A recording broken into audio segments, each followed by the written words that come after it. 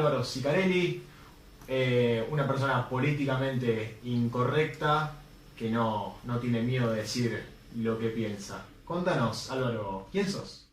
Bueno, soy una persona que viene de una familia trabajadora del conurbano, precisamente Villa Domínico. Una familia que siempre tuvo la idea de que era posible quizás no tener para comer, pero nunca iba a faltar dinero ni recursos para la educación de sus hijos. Unos padres que me inculcaron a mí, bueno, y a mi hermano también, la cultura del trabajo, la disciplina, los códigos de comportamiento, que no son solamente las cuestiones que tienen que ver con la cortesía, el buen hablar, que tienen que ver con saber respetar al otro y también saber hacerse respetar. Y bueno, si yo tuviera que buscar algún adjetivo que me caracterice, y soy un curioso por excelencia, desde muy chico. Mi mamá siempre decía de que yo era, un poquito después de ser bebé, me sentaban en la mesa y yo ya inmediatamente, si veía algo que tuviera papel, me lo ponía a ver, revistas, diarios, no leía por supuesto, ¿no? Yo habría empezado a leer a los 4 o 5 años. Leer, que no significa comprender, pero siempre curioso con las imágenes, las letras, ¿no? Y bueno, y eso creo que habrá sido el primer disparador de lo que me hace hoy un lector omnívoro y voraz, ¿no? Bueno, un poco se puede ver, que en mi casa tengo más libros que muebles, ¿no? ¿Y a qué te dedicas actualmente? Bueno, yo me formé en historia, en filosofía y en relaciones internacionales, aunque bueno, yo me considero más un autodidacta del pensamiento. Tuve la suerte de ser discípulo de 3 intelectuales de los más importantes que ha dado la Argentina en el campo de las humanidades, como son Juan José Sebrelli, Carlos Escudé y el lamentablemente fallecido Rubén Zorrilla. Con Sebrelli hice toda mi formación en filosofía y crítica cultural, con Carlos Escudé en teoría política y en relaciones internacionales, y con el querido Rubén Zorrilla en sociología.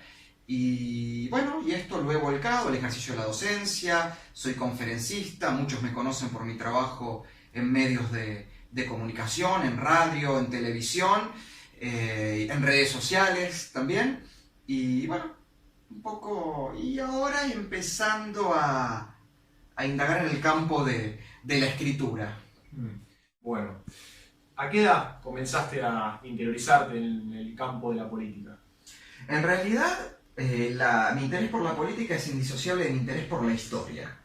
Obviamente, además de haberme volcado a una lectura casi furibunda de los clásicos de la literatura, principalmente los franceses, los rusos, parte de la literatura inglesa. Acá podrán encontrar en esa parte, en la parte más alta de esta biblioteca, a los grandes, ¿no? De Turgenev, Tolstoy, Dostoyevsky, Shakespeare, Balzac, Baudelaire, Chateaubriand, Joyce, bueno, ¿no? Las hermanas Bronte, Jane Austen, bueno, que han sido como los grandes maestros de la literatura universal, y que claramente sus obras son un fresco de su época, ¿no? Siglo XVIII, siglo XIX, en el caso de Shakespeare, la era isabelina, ¿no? Y donde en esos frescos que son sus relatos, sus novelas, sus obras de teatro, incluso sus poemas, podemos ver las grandezas y las miserias del ser humano, ¿no?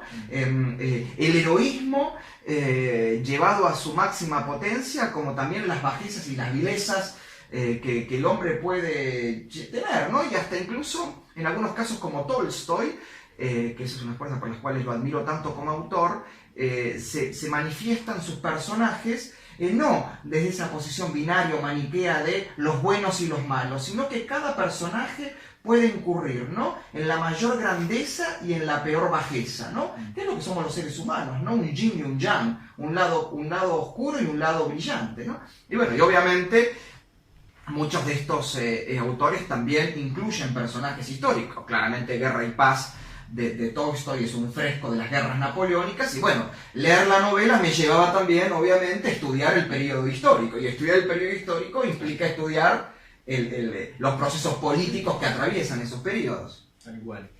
Y en base a estudiar esos procesos políticos, ¿no?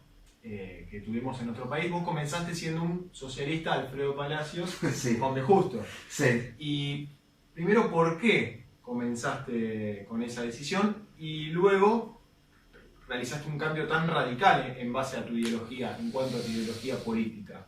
En realidad, a diferencia de lo que te cuentan los dirigentes políticos de cualquier extracción, obviamente los socialistas, los comunistas, te van a decir que, obviamente, cuando leyeron por primera vez el Manifiesto Comunista de Marx y Engels, o cuando leyeron, qué sé yo, las obras de Bernstein, o de Kautsky, o de Rosa Luxemburg, o los liberales te pueden decir lo mismo con la lectura de Adam Smith, de John Locke, de Stuart Mill, o de los grandes pensadores de la escuela austríaca, ¿no? Von Mises, Menger, Röpke, bueno, ¿no? Yo no. Yo realmente digo que mi conversión a una forma sui generis de socialismo, porque no era un socialismo marxista ortodoxo, ni tampoco una socialdemocracia militante, llega a mí a través de un libro que también me marcó muchísimo, y que no lo nombré el autor, que es acá están los dos tomos, pero voy a agarrar el primero, que es... Bueno, acá está en francés, ¿no? Que fue como... No es esta edición, lo leí en una edición más antigua, de Le Miserable de Victor Hugo, Los Miserables, ¿no? Que es un fresco de, al igual que las grandes obras de Dickens, un fresco de la clase obrera y de las clases marginales de la Francia del Imperio, ¿no? Y yo quedé marcado con esto, ¿no? Fascinado y aterrorizado también, ¿no? Con los padecimientos, con el sufrimiento de los trabajadores, de los mendigos, de la esclavitud a la que se sometía a los niños, ¿no? Y que Víctor Hugo, que precisamente no era un hombre de izquierda, sino que era un republicano moderado, un conservador liberal, denuncia en este libro, ¿no? Que bueno, en esta edición de 2 tomos...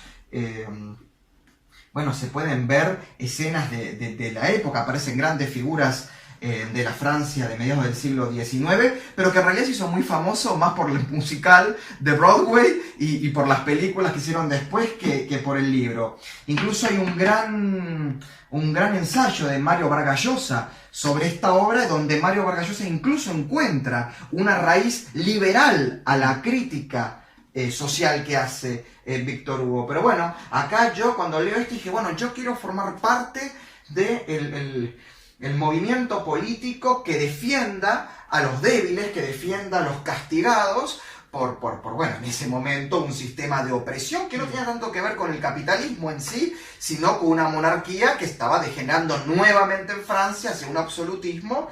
Y bueno, lo primero que tuve cerca que fue el movimiento socialista. Bueno, y ahí empecé a partir de los 15 y 16 años a participar en el secundario ¿no? de la militancia estudiantil. Después lo hice en Franja Morada y el movimiento reformista en la universidad. Si yo adhería al movimiento socialista, empecé a formarme en los grandes teóricos, ¿no? Del movimiento socialista, que justo en esta parte de la biblioteca tengo parte, ¿no? La otra parte está toda embalada, ¿no? Obviamente Karl Marx, ¿no? Tanto su obra política, filosófica como la económica, Michael Harrington, que es un gran historiador del socialismo, Marshall Bergman, bueno, obviamente Gramsci, ¿no?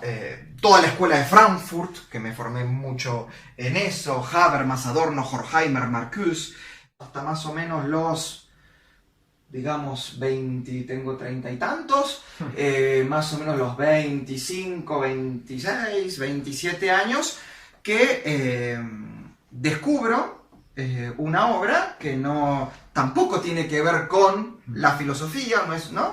Una obra que a mí me marcó muchísimo, que es cuando leí por primera vez Archipiélago Gulag de Alexander Solzhenitsyn, que es la historia de una víctima del sistema de campos de concentración de trabajos forzosos del estalinismo.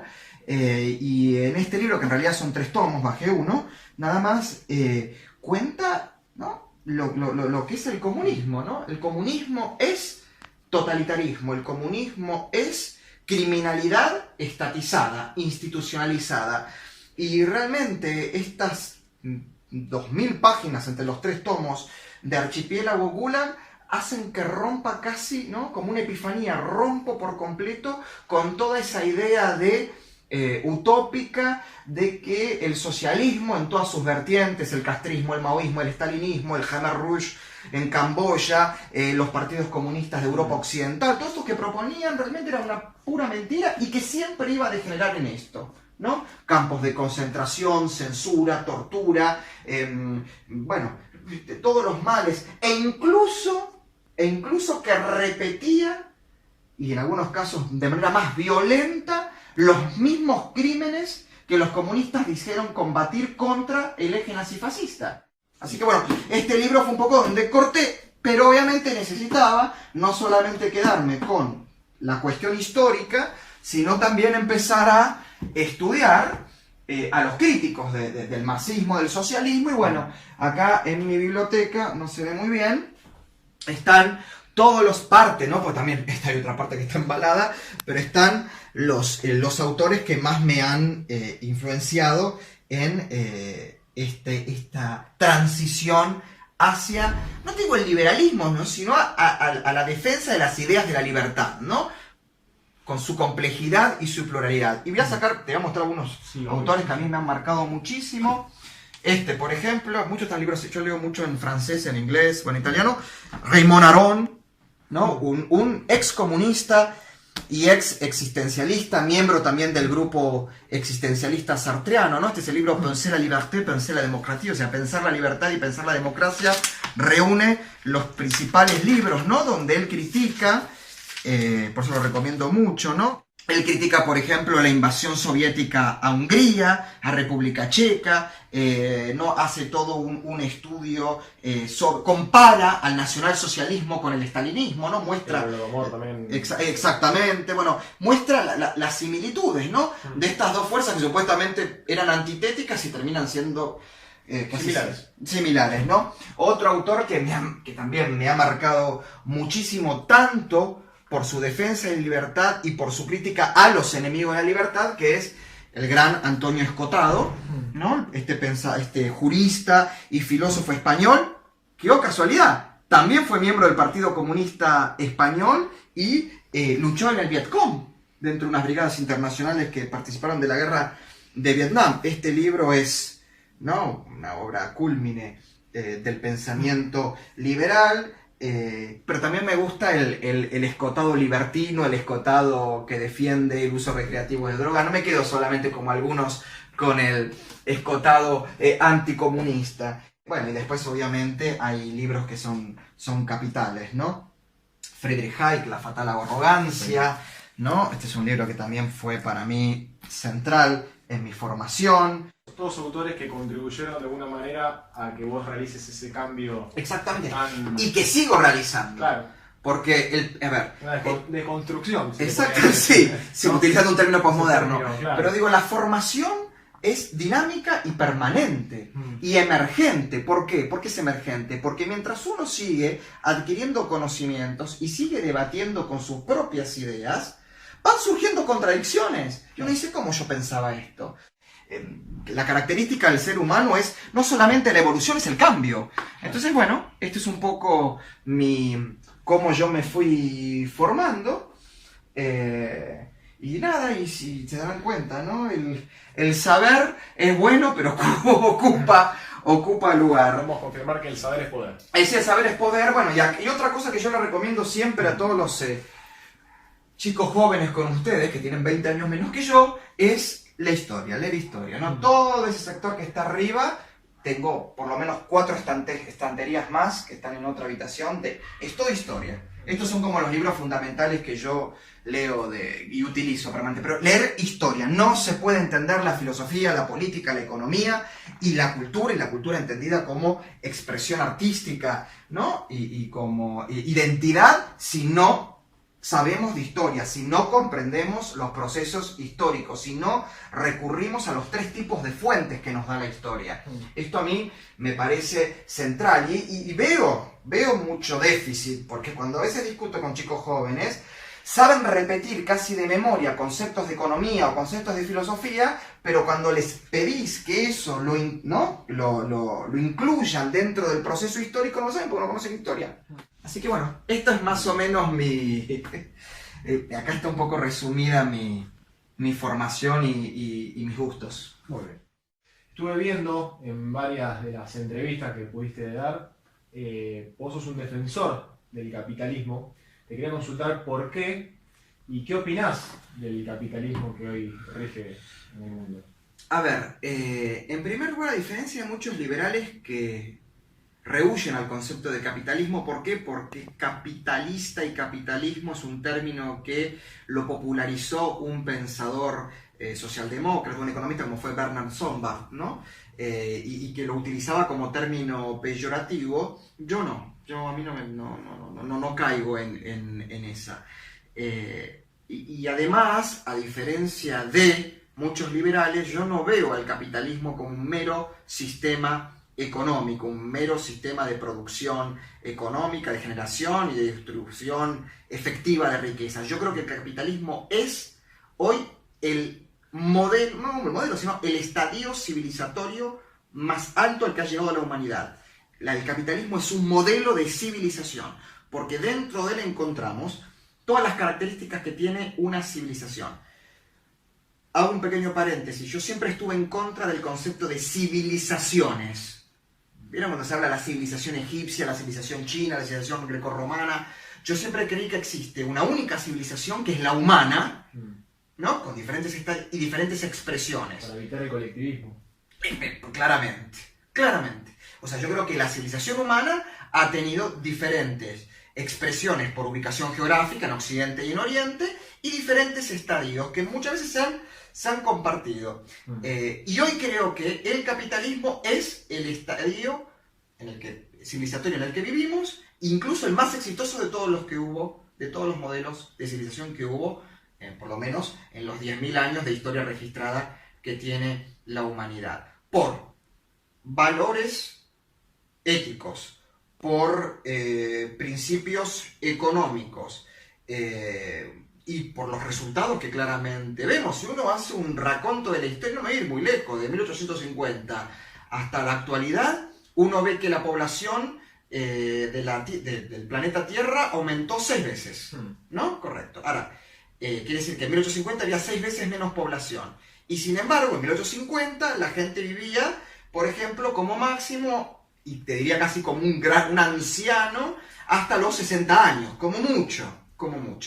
Sí, por ejemplo en China, ¿no? Permitime agregar también que hasta en el 1960, justo ayer vi un índice que decía que las personas vivían hasta alrededor de los 55 años. Sí, con suerte. Con suerte, ¿no? Recordemos todo lo que hizo en plena revolución cultural eso, ¿no? Exactamente. Y después, bueno, con la llegada de Deng Xiaoping, que hoy en día está situada con una expectativa de vida de 79 años. Se aumentó casi 20 y es algo... En realidad en la China de Mao no era solo...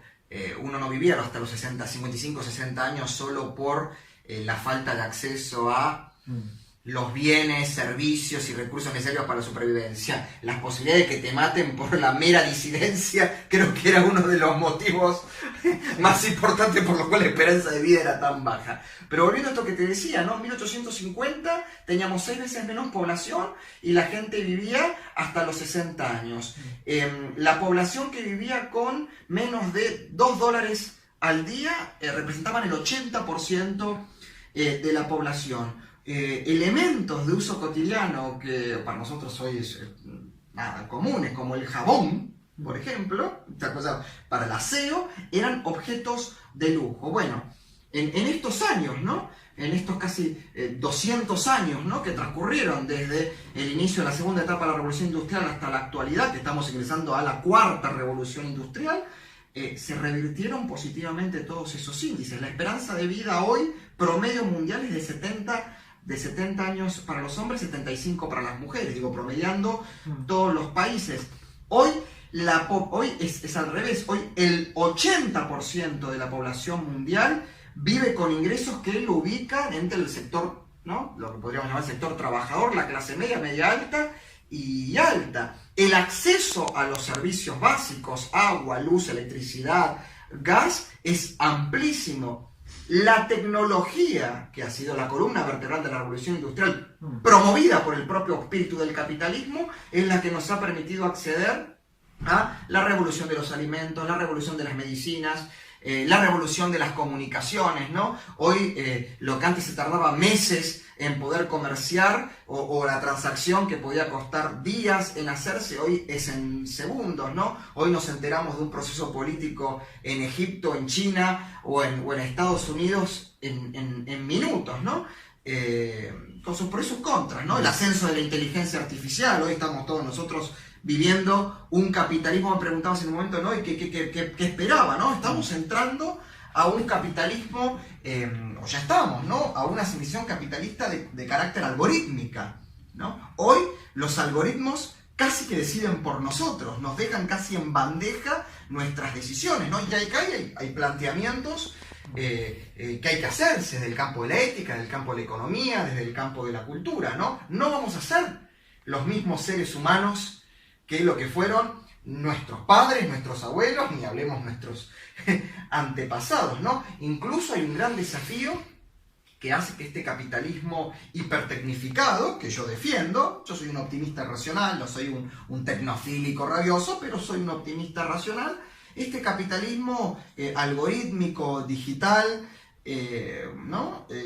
Nos está planteando un futuro de una nueva especie. No sabemos si el día de mañana vamos a estar entre el hombre conviviendo con la máquina pensando y reaccionando como el hombre, o directamente una nueva especie donde el hombre biológico se fusiona definitivamente con la máquina, digo, ¿no? Entonces, la pregunta es, y quizás esto puede dar para otra parte del diálogo, ¿no? Los liberales, los libertarios, los defensores de las ideas de la libertad, ¿están pensando en cómo encarar filosófica, económica, política y culturalmente estos desafíos que parecen de ciencia ficción pero están a la vuelta de la esquina? En base a todos estos datos, ¿no? Que vos muy bien exponés, ¿por qué la gente decide no consumirlos, o que quizás es peor, omitirlos? Sí.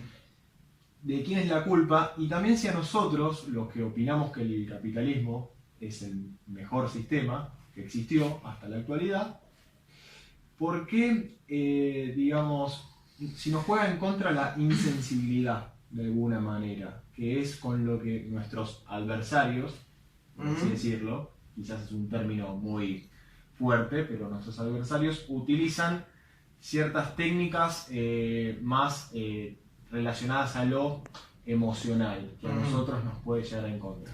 En primer lugar, si tuviéramos que hablar de la humanidad como una torta que representa el 100%, entre el 15 y el 20% de la humanidad se identifica y milita por ideas políticas, filosóficas, económicas. El resto, el 80% restante, es absolutamente indiferente. Y se va moviendo por cuestiones coyunturales y de momento. Así vota, así elige, así muchísimas cosas.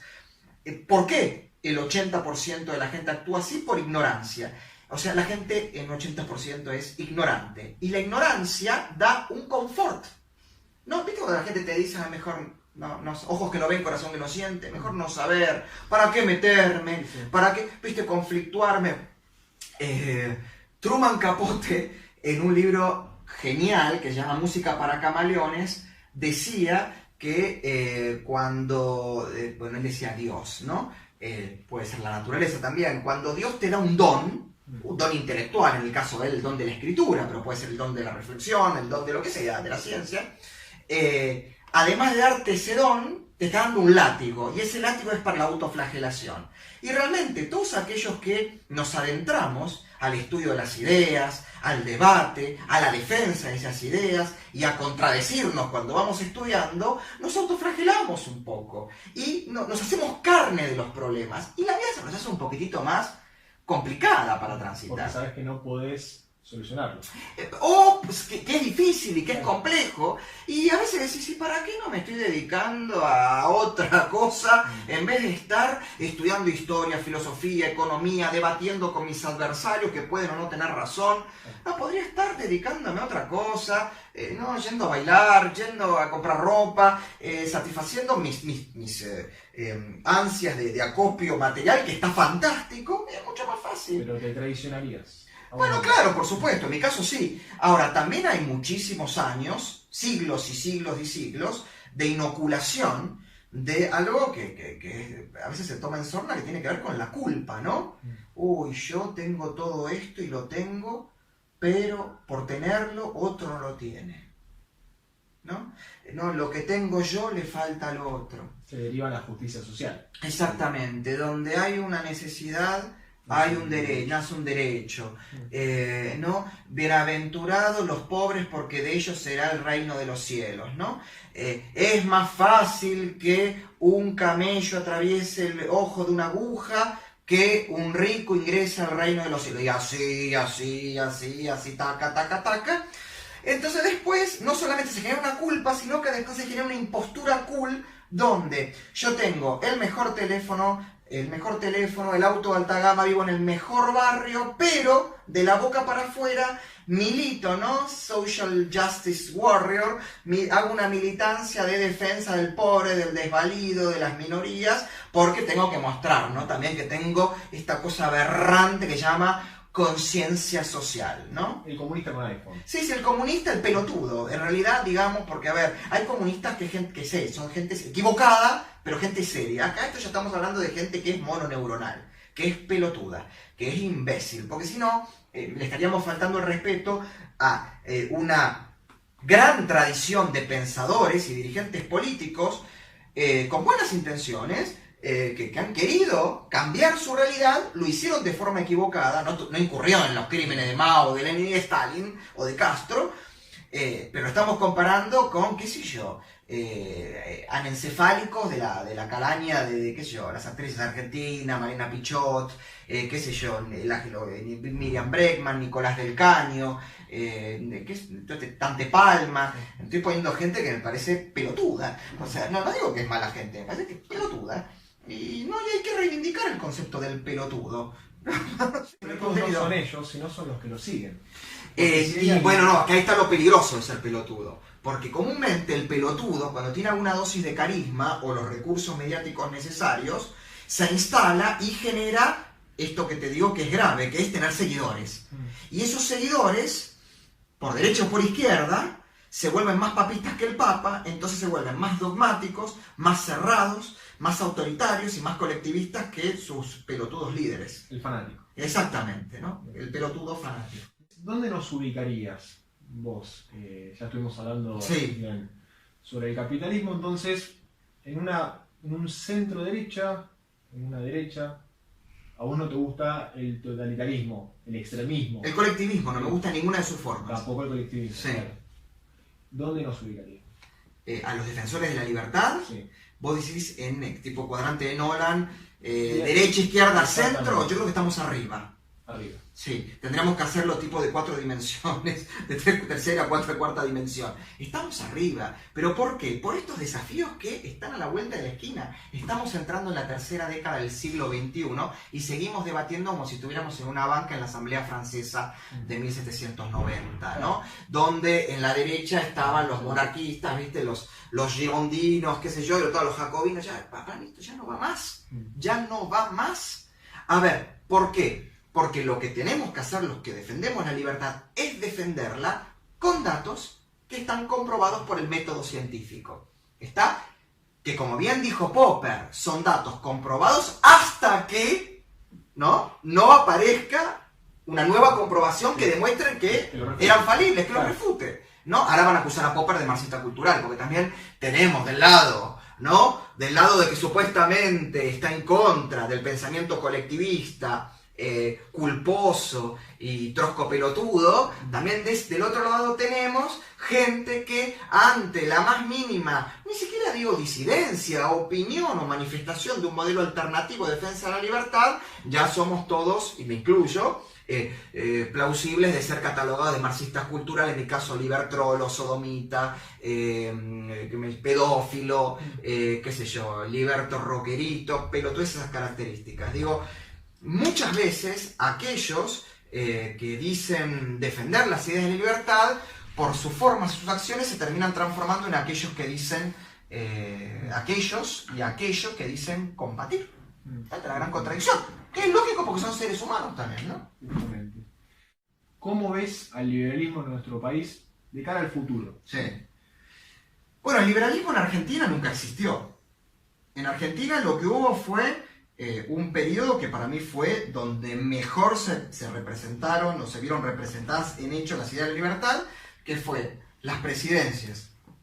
Parte de las presidencias históricas, principalmente la presidencia de Domingo Faustino Sarmiento, después lo que yo llamo, lo que fue la generación del 80, con Roca a la cabeza, que viene a ser el que concluye definitivamente el proyecto sarmientino.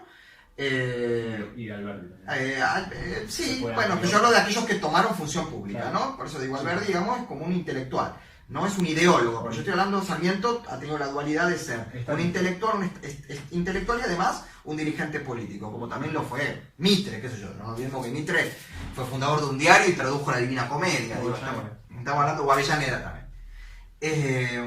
Digamos que ese fue un gran periodo. En la mal llamada década infame también tenemos grandes defensores de las ideas de la libertad, que se pusieron en el lado correcto, creo, de la historia en ese momento, y después tuvimos muchos ultraconservadores, casi reaccionarios, que eran liberales, entre comillas, en lo económico, pero eso no los hacía liberales. E incluso en Argentina nunca terminó de existir un auténtico partido liberal.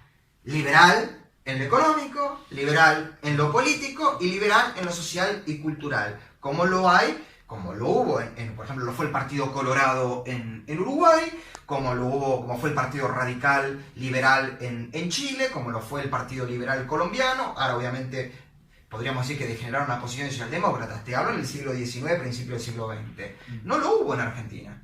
En algún momento lo intentó tomar esa posición la Unión Cívica Radical como partido de centro, y sin embargo, por ejemplo, la defensa del libre mercadismo, ¿no? Del libre comercio, de un Estado no invasivo, y voy a aprovechar acá que lo estoy mirando, de un Estado no interventor, no lo hizo precisamente en principios del siglo XX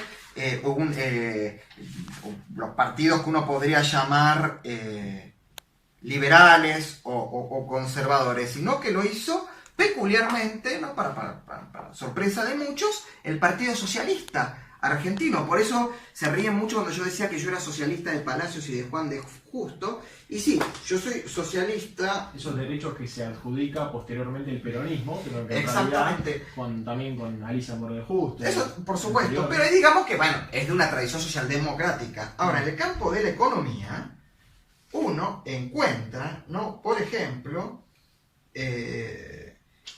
posiciones, ¿no? De Juan B. Justo. Primero, por ejemplo, cuando el Partido Socialista Argentino se funda, lo primero que hace es además crear un diario, porque en esa época, en el siglo XIX, principio del siglo XX, los partidos políticos trataban de tener un diario, o sea, sacaban un diario diariamente, ¿no? Algo así como un órgano de difusión de sus ideas. En el caso del Partido Socialista fue el diario La Vanguardia. Y el diario La Vanguardia, que se funda en 1894, decía el título, ¿no? Como cuando uno hoy agarra un diario, ¿no? Tiene el nombre del diario, y abajo tiene un lema que decía, ¿no? La Vanguardia, órgano de difusión del Partido Socialista de la República Argentina, y abajo, entre comillas, decía, venimos a difundir las doctrinas económicas creadas por Adam Smith, David Ricardo y Karl Marx. Y a Karl Marx, al que consideraban el último liberal clásico. Paradójico, ¿no? El Partido Socialista. Y por ejemplo, en José Ingenieros, que fue secretario de Juan B. Justo, pero también lo fue de Roca, en su libro Sociología Argentina, decía, por ejemplo, es necesario adoptar el régimen económico capitalista, por el cual llegaremos a, el modelo económico socialista. Sin un desarrollo positivo y completo del régimen económico capitalista, no puede haber condición previa indispensable para toda evolución posterior. Y voy a decir una frase que es asombrosa. Dice, el proteccionismo y el intervencionismo son enemigos del socialismo. Esto nunca nadie podría creerlo, ¿no? Y así podría seguir diciendo, como por ejemplo Juan B. Justo, fundador del Partido Socialista, traductor del primer tomo del Capital de Karl Marx al español, decía, y cito textual, la entrada de grandes masas de capital extranjero es necesaria e inevitable. Las grandes empresas de construcción que es necesario realizar para completar la evolución del país y del pueblo trabajador que lo habita no pueden ser hechas por la clase rica criolla, disipada, inepta y proteccionista. El capital extranjero va a acelerar la evolución económica del país, con mayor fuerza aún va a acelerar su evolución política y social. El intervencionismo y el proteccionismo encarece los bienes que deben ser accesibles para las clases trabajadoras. Yo quisiera saber si alguien que opina esto puede ser acusado de colectivista. Esto es Juan B. Justo, líder del Partido Socialista Argentino, creo que es un defensor, como pocos, de la libertad económica, ¿no? Entonces, eso también confirma tu teoría de que la ignorancia, vos hablás también del 80%, sí. Desinterés. El desinterés que genera ignorancia. Y la ignorancia llega a ser nociva porque también hay muchos, y a eso iba la siguiente pregunta, ¿no? Sobre esos liberales que son influyentes en las redes sociales, que te critican, que te cuestionan tanto. ¿Vos qué opinás sobre eso?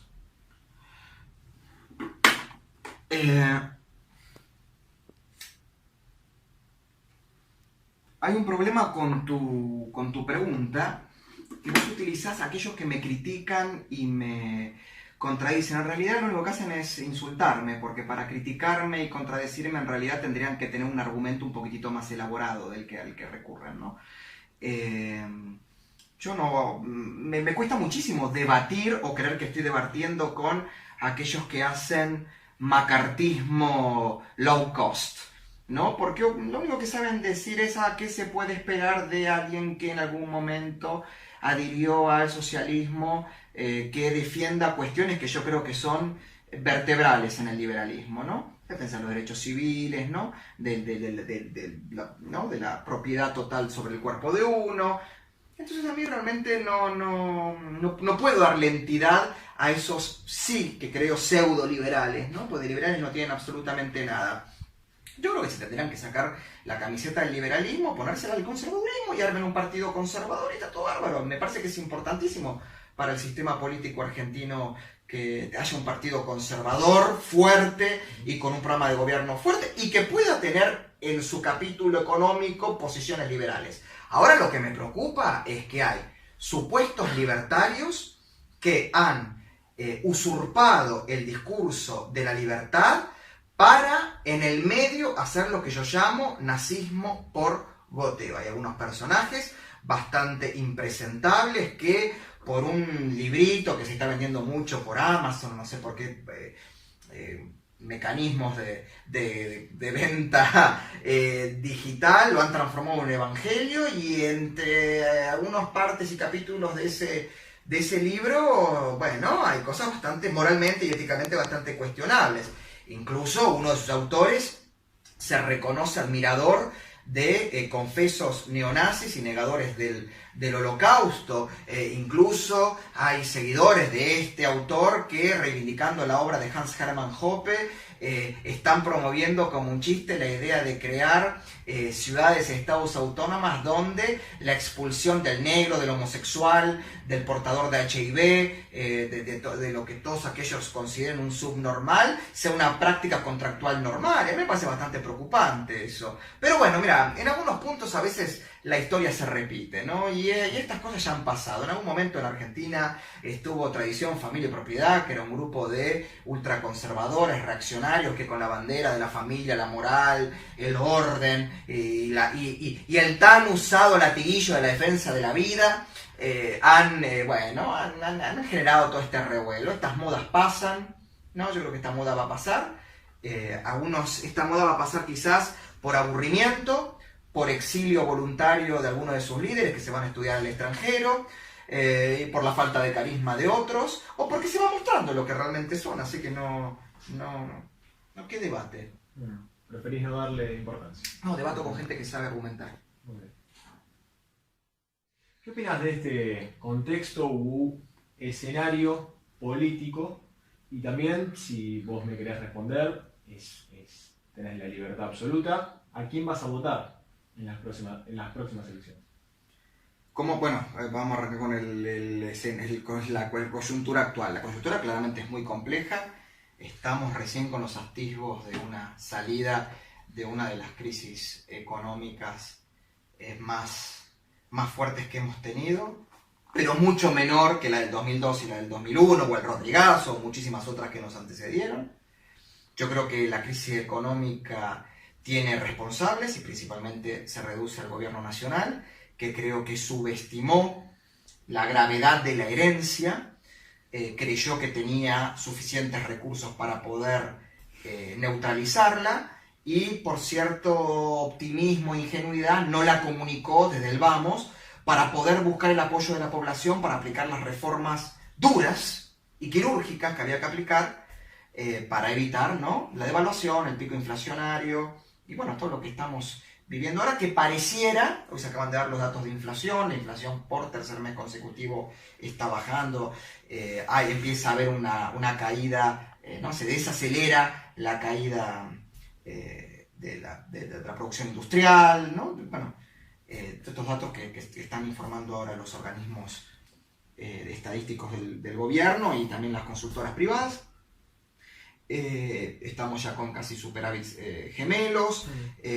Bueno, se está viendo un recambio, obviamente lento, que no está impactando fuertemente en el bolsillo, que es lo que impacta en el humor de la población, pero negar que estamos en una crisis y negarla, que se generó producto de ese optimismo, de esa subestimación de la crisis, pero también de factores externos, como por ejemplo una de las peores sequías en 50 años, una caída estrepitosa del valor de la soja, una guerra comercial que devaluó todas las monedas emergentes, y una economía tan vulnerable como la Argentina era obvio que íbamos a ser, ¿no?, golpeados. Y también una Argentina que se está reinstalando. Bueno, sucedió lo que sucedió. La otra pregunta era... ¿Y a quién vas a votar? A Macri. Y a Macri. Sí, a Mauricio Macri. No puedo negar mi sorpresa. ¿Y por qué no a José Luis Espert? También hay otros, ¿no? Pero digo, obviamente, ¿por qué no a Cristina? Sí, bueno. Claro. Bueno, a ver, voy a arrancar por qué no voto circunstancialmente a José Luis Espert. En primer lugar, a José Luis lo conozco hace mucho tiempo. Tengo una particularidad, que conozco a su esposa antes de que él la conociera, Mercedes, que es una gran persona, una gran mujer, una gran profesional, y son las cosas que me importan mucho cuando elijo a un amigo, y espero que también cuando me eligen a mí como amigo. José Luis Espert debe ser el profesional y dirigente político argentino que, no proveniendo del sistema político tradicional, es el más intelectualmente y éticamente coherente de los que conozco. Es un hombre de una disciplina, de una laboriosidad, de una curiosidad y de un amor por el conocimiento como pocas veces van a encontrar en un dirigente político, de una integridad y una honestidad de titanio, digo, y a prueba de balas. Carismático como pocos, ha sabido convocar a sectores principalmente juveniles, que no estaban interesados por la política y mucho menos por las ideas de la libertad. Es necesario para el sistema político argentino una candidatura como la de José Luis, pero ateniéndonos a la realidad, aún si José Luis pudiera sacar y ganar en primera vuelta con el 45% de los votos, José Luis no tendría ni 20 diputados nacionales, no tendría senadores, no tendría intendentes, gobernadores, ni todo el cuadro de gobernabilidad necesaria para poder llevar adelante reformas que para mí son fundamentales. Aún no presentó al vicepresidente. Por ejemplo, no, al día de hoy, bueno, no sé cuándo saldrá esto, se publicará esta entrevista, pero el día de hoy.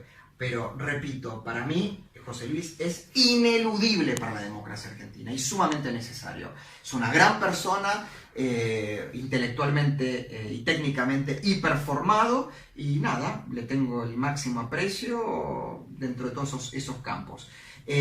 ¿Por qué voy a votar a Mauricio Macri? Voy a votar a Mauricio Macri porque por todas las cosas que hizo bien, que son muchas, y que tienen que ver con las ideas de la libertad también. Creo que Mauricio Macri ha dirigido la mejor política exterior de la historia de este último periodo democrático. No voy a ponerme a explicar todas las cosas que logró, pero está clarísimo. Debe ser el único presidente argentino de los últimos 70 años que cuenta con el apoyo de los 20 líderes más poderosos del mundo y de los líderes de los organismos internacionales más importantes e influyentes. Sí, el G20. El G20 claramente sí, eso. No lo había logrado ninguno, hasta el punto que incluso fue el G20 después de tantos años que logró un documento consensuado. Mauricio Macri lideró un gobierno que, más o menos, guste o no guste, el concepto de obra pública es una obra pública que se empieza, se termina en los plazos y le cuesta al erario público entre un 40 y un 50% menos que los últimos 25 años. Además, el mismo programa de infraestructura del gobierno, los cambios que se han implementado, hicieron que Argentina subiera 50 podios en los índices de transparencia institucional. Volvió la libertad de expresión a este país. Hoy un periodista, hoy un intelectual, hoy un artista puede decir lo que cazzo se le ocurra sobre el gobierno, sobre el presidente, y no va a sufrir consecuencias, salvo que lo amenace de muerte. Quiero decir, volvieron las conferencias de prensa. Hoy yo hablo con mis colegas del periodismo o del análisis político y me dicen, no puedo creer que yo tengo una duda sobre algo que, no sé, un decreto que firmó un ministro. Llamo, pido hablar con un asesor y me atiende el ministro. El presidente Macri ha roto todos los positivamente los récords de conferencias de prensa otorgadas a medios argentinos y del exterior, de forma individual o de forma colectiva. La política de transporte, no solamente la de rehabilitación del sistema ferroviario, ¿no?, que mejora la conectividad interna y hacia el exterior, sino que además la política low cost, política más liberal, que haber abierto, ¿no?, un mercado tan monopólico en la Argentina, ¿no?, con toda esa carga, ¿no?, simbólica de aerolíneas argentinas, bueno, y que ha hecho que 3,5 millones de argentinos viajaron por primera vez en avión y a costos que eran impensables en otro momento. La política comercial externa argentina le abrió 22 nuevos mercados internacionales a los productos de las economías regionales, que hoy son transportadas más rápidamente a los puertos argentinos para que salgan al exterior por medio de 1.300 kilómetros de vías férreas que han sido renovadas. Y así podría seguir nombrando una política de medios de comunicación estatales, que yo soy de los que creen que habría que privatizarlos todos, el Estado no debería tener medios públicos, pero mientras estén, sumamente plural. Hoy tenemos una energúmena como Eve Grafini, por poco llamando a derrocar al gobierno en el canal estatal. Claro, para muchos nos resulta aberrante y nos da bronca, pero demuestra el espíritu claramente liberal del gobierno de Mauricio Macri de tolerar tener esa energúmena, ¿no?, en el canal estatal, que no es el canal de gobierno, porque la TV pública, la Radio Nacional, no son los canales del gobierno, son del Estado, que no deberían existir, pero al existir tienen que tener la mayor pluralidad posible, porque ahí son financiados con los impuestos que pagan oficialistas, opositores, independientes. Y sin, disculpa, sí, y sin mencionar cómo foguean ese golpe del que vos hablás, cuando en realidad se indignan por los que sucedieron en el pasado. Ah, pero totalmente. Pero bueno, lo que volvimos a decir antes, combaten, o sea, replican lo que dicen combatir. Pero no le vamos a dar sí. Después otra política que apoyo muchísimo a este gobierno y quiero que continúe es la política de seguridad interior, liderada por la ministra Patricia Bullrich. que bueno, ha sido un vuelco de 180 grados. Por primera vez la carga de la prueba no está contra el oficial de la fuerza de seguridad, sino contra el delincuente, ¿no? O sea, por primera vez una ministra que en vez de tirar por los aires a un oficial cuando hay una situación dudosa de investigar, bueno, no, o sea, siempre el primer responsable es el delincuente, el que delinque. El zafaronismo, ¿no? Está el zafaronismo, la idea del crimen famélico o el delito famélico, que es una concepción además peligrosísima.